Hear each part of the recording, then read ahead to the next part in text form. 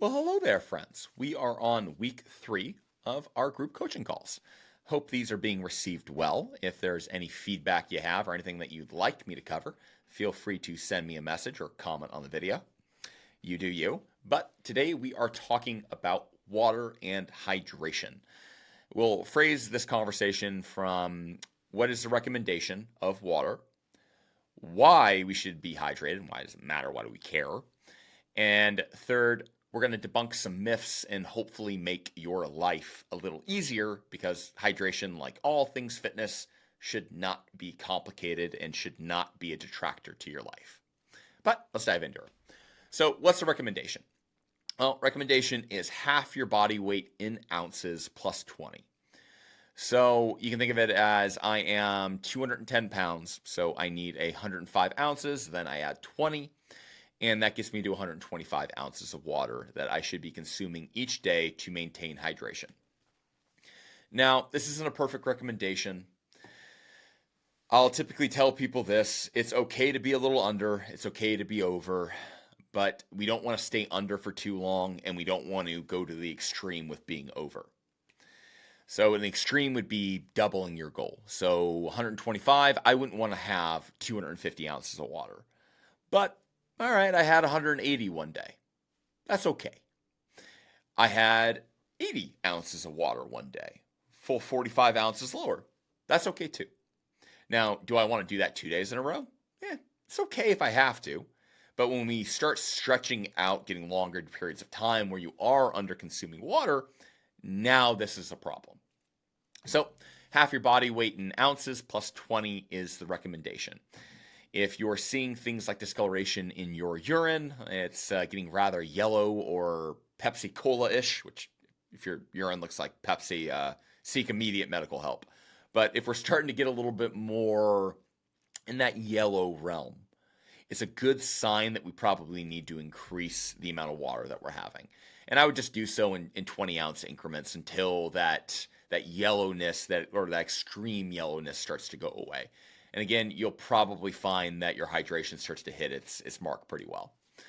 Now, that's the recommendation. Why? Well, hydration does a bunch of different things for us, but we're going to focus really on 3. One is going to be it helps with digestion, and that's not talking weight loss or how much body fat you can lose, none of that. I'm just talking about moving the food mass through you. And that'll help make the scale a little bit more predictable. So less massive swings going up and down and up around that you can remember kind of seeing on our first weekly coaching call about deviations in weigh-ins from day to day. One of the things that you can do to control that is actually stay consistently hydrated. You'll find food moves through you very quickly or as expected, as well as you're not going to have states of being dehydrated, then hydrated, skewing what the scale is showing you, which that's nice from a mental standpoint. Then from injury reduction risk, that's going to be a hydrated muscle and a hydrated structure, just anything on your body. The more hydrated it is, the lower the likelihood that you are to have a catastrophic injury, like tearing a muscle, rupturing a tendon. All of these things that being hydrated can have a slight reduction in your total risk for these things. Granted, it is small, so don't just, I'm going to drink a bunch of water and now I'll never get hurt in the gym. Yeah, that's not how that works. It's more of aiding the likelihood of you not getting hurt is what being hydrated is doing. And then the other one would be more from the health side of things. It'll lower your blood pressure. Having very thin or thinner blood, because you can have too thin of blood, can aid your heart in being able to keep your blood pressure relatively low and in a healthy state, which will help you from a myriad of health markers. All things that we really do care about, but we're just going to keep our lane pretty practical and simple here. So we can think of it, it will help with digestion, it will help with injury reduction, and will help with overall health markers, chiefly being your blood pressure marker. So we know what the recommendation is. We know why we should do it because it's pretty star-spangled awesome, helps with digestion, lower risk of injury, and better health markers, which we really care about. And then the last one is going to be debunking myths and what is water not. So one thing I've found with people that really focus on being hydrated is they tend to think it plays some way into the chemistry of weight loss. It doesn't. I know that's kind of cruddy, but beyond it keeping you alive and helping you avoid injury and helping to keep the scale more predictable, it doesn't help you with mobilizing body fat off your frame really all that much. But again, stay hydrated because we care more about things in terms of fitness than just how they relate to weight loss.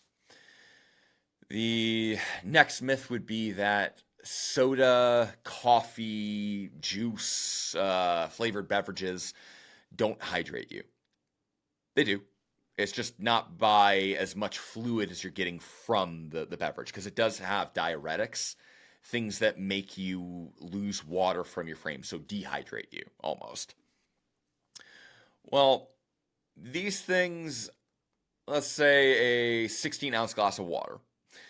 If you drink that, you'll probably absorb 10 to 12 ounces of that and actually make use of that in your body.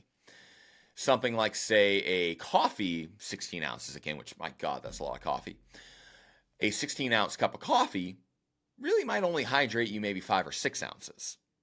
Even though it has that 16 ounces of fluid in it, we're also seeing things like the caffeine or the sugar or the sodium, all things that are diuretics, will cause some of that water to get kind of leached or to be wasted. So we really only absorb a small portion of it. And what I recommend for people is just don't count it towards your daily total of water. But no, it doesn't dehydrate you. It just won't necessarily do a very good job at hydrating you, though it still does hydrate you just a little bit. And what would be a next one? I feel like I had a third one in there, an additional one from what we've currently done. But I think that might be it. Oh, no, this is just a fun fact about hydration, but it can help you feel full longer. So the amount of water that you do intake can help you feel more satiated or full from your weight loss process and help you stay on diet longer. But that's just a fun water fact. But yeah, don't overcomplicate this stuff. You don't need to put salt or electrolytes into your water unless you've been otherwise instructed to do so, which will be a case-by-case, person-by-person basis. Don't take this too seriously. Just keep a water bottle on you at all times, and you'll likely hit your water goal just as a standard. I wouldn't really worry about it that much. More often than not, people tend to do a pretty decent job with water. We just tend to think we do a pretty bad job with water, and that makes us very hypercritical of it. But follow the recommendation, ask for questions and advice, and we will see you guys next week.